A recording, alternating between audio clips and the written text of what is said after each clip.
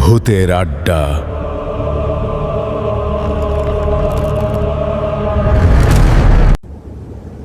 ঢাকা থেকে প্রায় 15 কি 20 কিলোমিটার দূরে অবস্থিত এক পুরনো শহর দেবীপুর। তবে শহর থেকে কিছুটা বাইরে হওয়ায় অনেকেই জায়গাটিকে গ্রাম বলেই চেনে। আর দেবীপুর গ্রামে এমন একটি নির্দিষ্ট জায়গা আছে যেখানে দিনের বেলা মানুষের ভিড় আর কোলাহল থাকলেও সন্ধ্যার অন্ধকার নামতে শুরু করলেই চারপাশ ধীরে ধীরে অদ্ভুতভাবে নিস্তব্ধ হয়ে যায়। সেই জায়গাটির নাম পুরনো বাজার। এখন সময় প্রায় 6:30 কি 7টা। আর ঠিক এই সময় দেবীপুর গ্রামের বটতলার পাশে হরিশের গরম গরম তেলে ভাজার দোকানের টিমটিমে আলোর নিচে বসে গ্রামের কয়েকজন বয়োজ্যেষ্ঠ মানুষ মেতেছিল গল্পের আসরে। ও দাদা, ঘটনাটা কি শুনেছ? কোন ঘটনা রে গোপাল? তোর কথা তো কিছুই বুঝতে পারছি না। আরে দাদা, হরিদার ছেলে পলাশের কথা বলছি। কাল রাতে সে পাঁচুর মোড় থেকে বাড়ি ফিরছিল। ফেরার পথে সাহস করে আবার সে অভিশপ্ত বাজারটার কাছে গিয়ে দাঁড়ায় আর দূর থেকে দেখে সেখানে অসংখ্য মৃত মানুষ হাট বাজার করছে। কি বলিস? হ্যাঁ দাদা, এসব দেখে পলাশ ভয়ে আর দাঁড়িয়ে থাকতে পারেনি। কোনো রকমে সেখান থেকে দৌড়ে পালিয়ে বাড়ি ফিরে আসে। কিন্তু বাড়ি আসার পর থেকে তার গায়ে ভীষণ জ্বর উঠেছে। রাতভর সে নাকি কাঁপতে কাঁপতে শুধু ওই বাজারের কথাই বলছিল।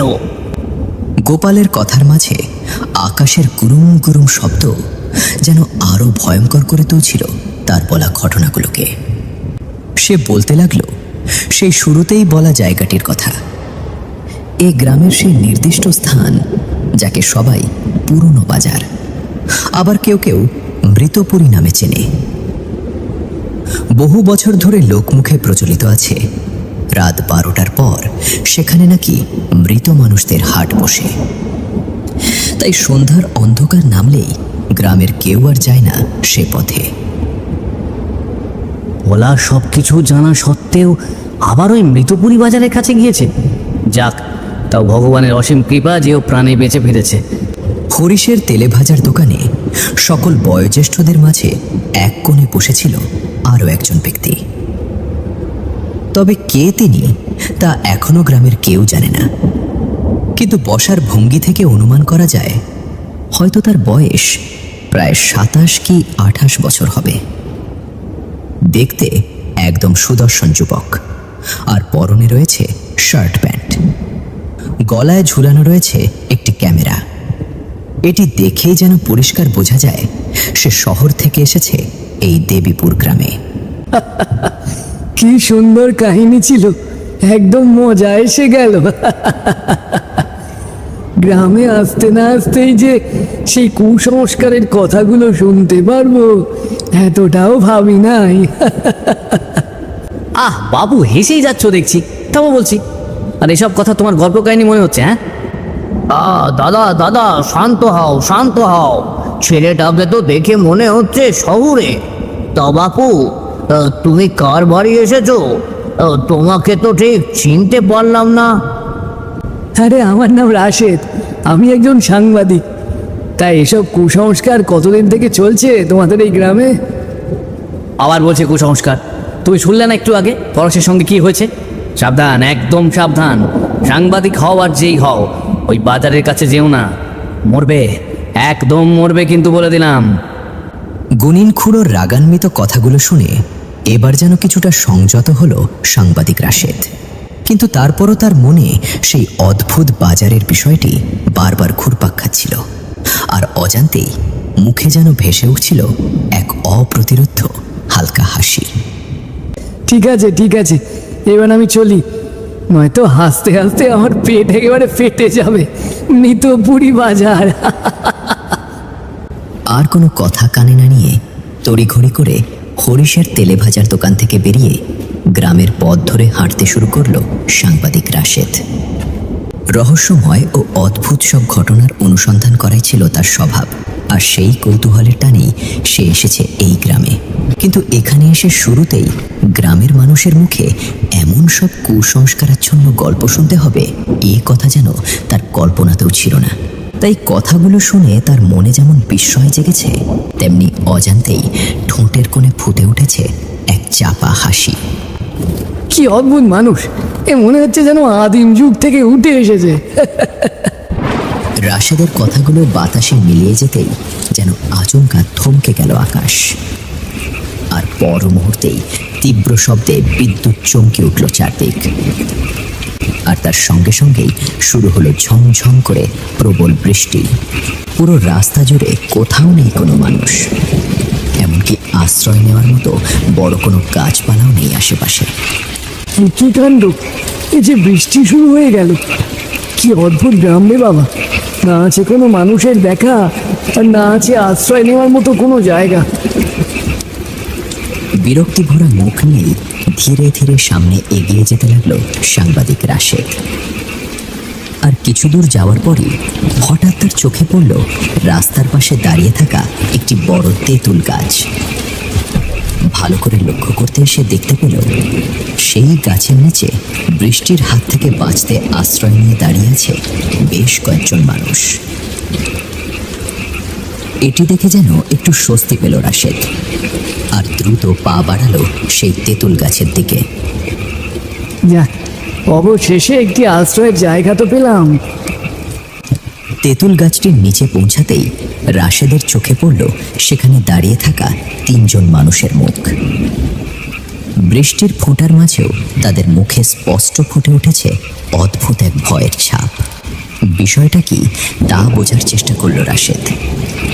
কোনো কথা না বলে নীরবে তাদের পাশেই দাঁড়িয়ে রইল সে। চারপাশে শুধু ঝমঝম বৃষ্টির শব্দ আর নিস্তব্ধ পরিবেশ।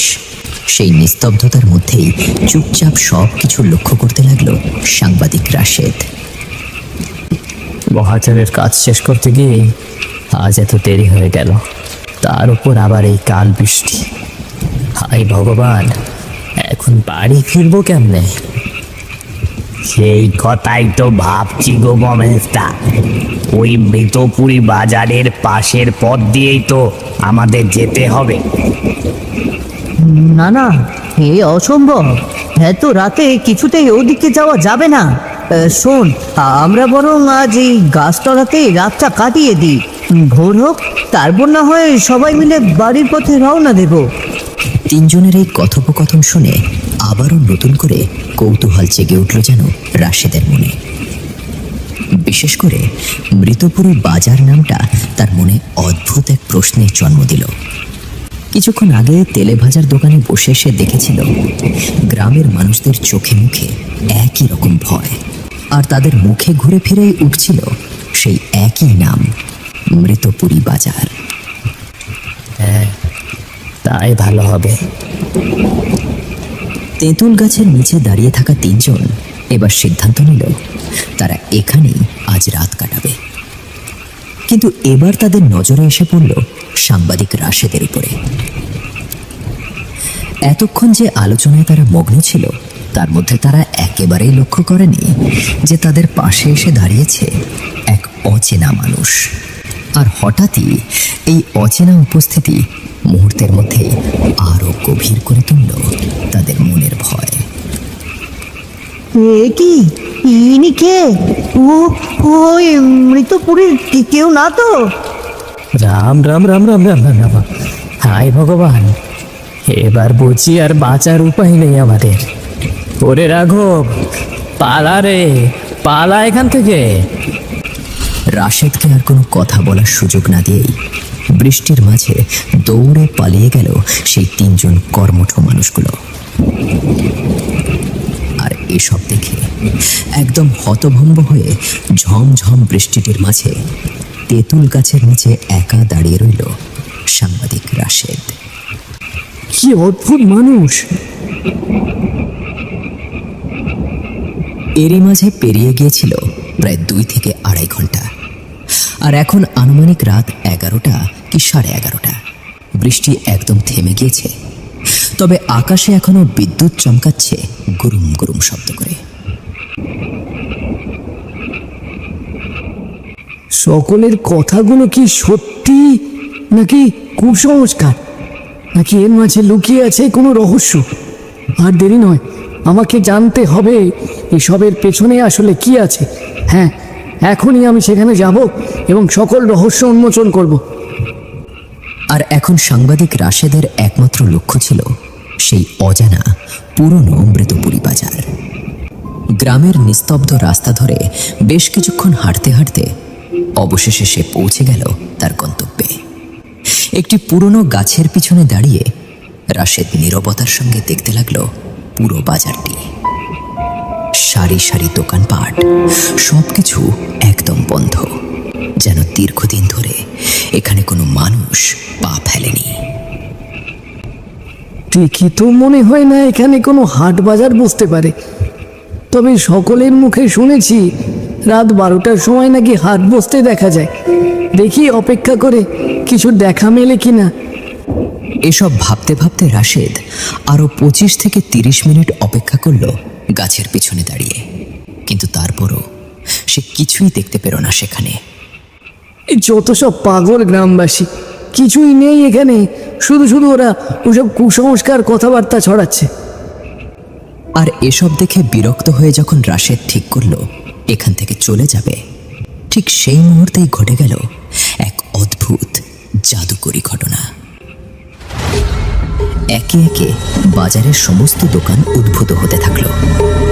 মাছের দোকান, সবজির দোকান, কাপড়ের দোকান, আর একপাশে মুদিখানার দোকানে চাল কিনছিল একজন মহিলা।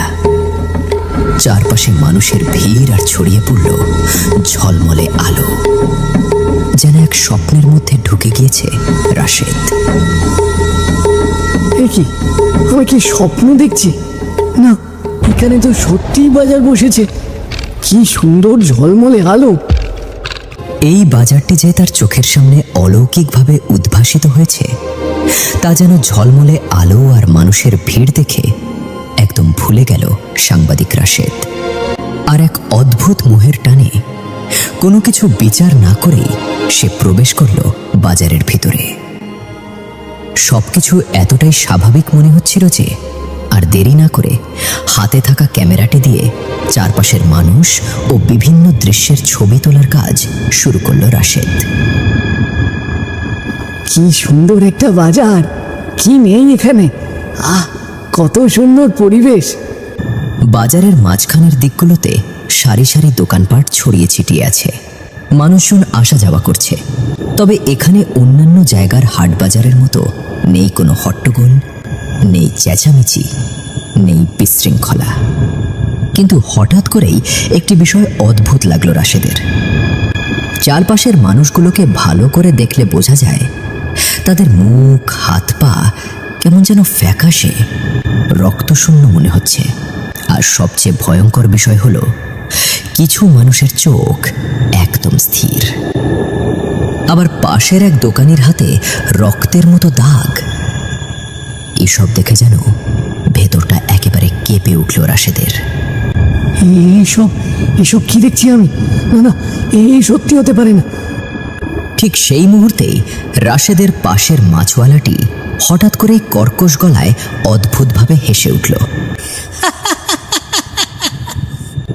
মাছওয়ালার সেই অস্বাভাবিক হাসি শুনে চমকে উঠল রাশেদ। তার মনে হলো যেন এই হাসির মধ্যে লুকিয়ে আছে কোনো গভীর রহস্য। আশ্চর্য তো, আপনি এভাবে হাসছেন কেন? তুমি কি এখানে নতুন এসেছ? হ্যাঁ, আমি শহর থেকে এসেছি। রাশেদের দিকে তাকাতেই হঠাৎ মিলিয়ে গেল মাছওয়ালার হাসি, আর তার চেহারা ধীরে ধীরে পরিবর্তিত হয়ে নিল এক ভয়ঙ্কর রূপ। যেন তার চোখ দুটো ধীরে ধীরে রক্তলাল হয়ে উঠছে। তাহলে তুমি জানো না এই বাজারটা কেমন আর কাদের জন্য বসে? কি বলতে চাইছেন আপনি? আর আর আপনার চোখ কেমন লাল হয়ে এলো কেমন করে? এবার মাছওয়ালাটি ধীরে ধীরে রাশেদের দিকে ঝুঁকে এলো, তারপর চারদিকে তাকিয়ে নিচু গলায় বলল, এই বাজার সাধারণ মানুষের বাজার নয়, এই বাজার শুধুই মৃতদের। হ্যাঁ, শুধুই মৃতদের বাজার। এখানে কোনো জীবিত মানুষ আসতে পারে না। আরে না, আসতেই পারি না।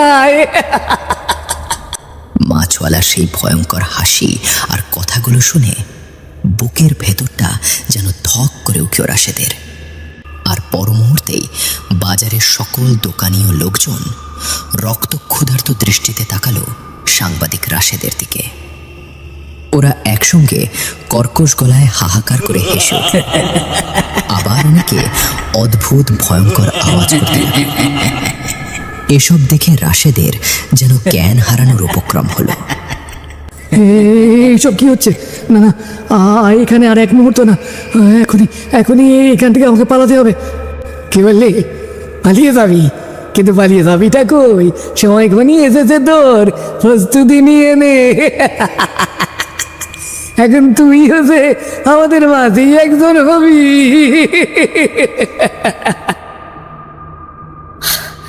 এ কথা শোনার সঙ্গে সঙ্গেই মাছওয়ালার দোকানের সামনে থেকে দ্রুত সরে গিয়ে এই অদ্ভুত বাজার থেকে বেরিয়ে যাওয়ার জন্য এদিক সেদিক ছুটতে লাগলো সাংবাদিক রাশেদ। কিন্তু কিছু দূর যেতেই সে টের পেল অদ্ভুত এক ব্যাপার। যেদিকেই সে যাচ্ছে সেদিকেই শুধু সারি সারি দোকান। যে রাস্তা দিয়ে এই বাজারে ঢুকেছিল সেই পথটাও যেন আর খুঁজে পাচ্ছে না। এসব দেখে ধীরে ধীরে তার মনে হলো সে যেন এক ভয়ঙ্কর গোলক ধাঁধার মধ্যে আটকে গেছে। হায় ভগবান, এইসব কি হচ্ছে আমার সঙ্গে? আমি আমি আমি কেন কোনো রাস্তা খুঁজে পাচ্ছি না? পারবি না, পারবি না, এই বাজারের বাইরে তুই আর যেতে পারবি না। মরবি, এখনই তুই মরবি। না না, আমাকে আমাকে মেরো না, কৃপা করো, তোমরা আমাকে ছেড়ে দাও, ছেড়ে দাও আমাকে। কিন্তু কেউ আর শুনল না রাশেদের কথা। সত্যিই যেন এবার ঘনিয়ে এলো তার শেষ সময়। কারণ একটু আগেও যেসব দোকানিরা ছিল একদম স্বাভাবিক, তারা এখন ধীরে ধীরে রূপ নিচ্ছে ভয়ঙ্কর নরক কঙ্কালে। যেন আর এক মুহূর্ত দেরি করবে না রাশেদের প্রাণ নিতে। আর ঠিক তাই হলো। একসঙ্গে সব কঙ্কাল ভয়ঙ্কর আওয়াজ করতে করতে ছুটে এলো রাশেদের দিকে।